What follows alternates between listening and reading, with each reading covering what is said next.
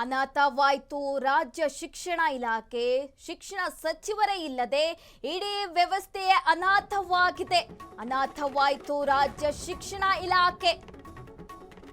ಶಿಕ್ಷಣ ಸಚಿವರು ಇಲ್ಲದೆ ಇಡೀ ವ್ಯವಸ್ಥೆಯೇ ಅನರ್ಥ ಆಗಿದೆ. ಇಲ್ಲಿ ಒಂದು ತಿಂಗಳು ಕಳೆದ್ರೂ ಶಿಕ್ಷಣ ಖಾತೆ ಇನ್ನೂ ಕೂಡ ಖಾಲಿ ಆಗಿರುವಂತಹದ್ದು.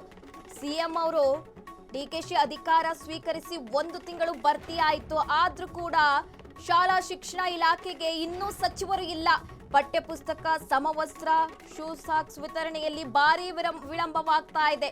ಮಳೆಗಾಲದಲ್ಲಿ ಶಾಲಾ ಕಟ್ಟಡಗಳ ಸುರಕ್ಷತೆಯದ್ದೇ ಕೊರತೆ ಇರುವಂತಹದ್ದು. ದೂರು ದುಮ್ಮಾನುಗಳನ್ನು ಕೇಳುವವರೇ ಇಲ್ಲಂತಹ ಪರಿಸ್ಥಿತಿ ನಿರ್ಮಾಣ ಆಗಿದೆ.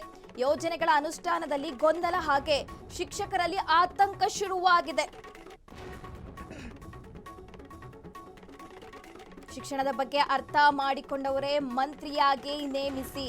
ಸಿಎಂ ಡಿಕೆಶಿಗೆ ಖಾಸಗಿ ಶಾಲಾ ಒಕ್ಕೂಟಗಳಿಂದ ಕೂಡ ಈಗ ಮನವಿ ಸಲ್ಲಿಕೆ ಮಾಡಿರುವಂತದ್ದು.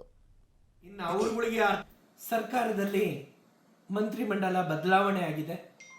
ಈ ಒಂದು ಸಂದರ್ಭದಲ್ಲಿ ಶಿಕ್ಷಣ ಇಲಾಖೆ ಅತಿ ದೊಡ್ಡ ಮಹತ್ವದ ಇಲಾಖೆ. ಇಡೀ ವ್ಯವಸ್ಥೆಯಲ್ಲಿ ಶಿಕ್ಷಣ ಇಲಾಖೆಯಲ್ಲೇ ಸಾವಿರಾರು ಸಮಸ್ಯೆಗಳಿದ್ದಾವೆ.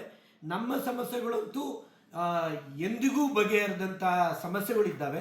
ಇವತ್ತಿನ ದಿನ ಪ್ರಸ್ತುತ ಪರಿಸ್ಥಿತಿಯಲ್ಲಿ ಶಿಕ್ಷಣ ಮಂತ್ರಿಗಳು ಇಲ್ಲದೆ ನಾವು ಪರದಾಟ ಮಾಡಬೇಕಾಗಿದೆ. ಅನೇಕ ಸಮಸ್ಯೆಗಳಿದ್ದಾವೆ. RTE ಗೊಂದಲ ಇದೆ, ಅಥವಾ ಸಾಫ್ಟ್ವೇರ್ಗಳು ಅಪ್ಡೇಟ್ ಆಗಿಲ್ಲ, ಇವತ್ತು ತಂತ್ರಾಂಶ ಉಪಯೋಗಿಸೋಕ್ಕೆ ಯೋಗ್ಯವಾಗಿಲ್ಲ.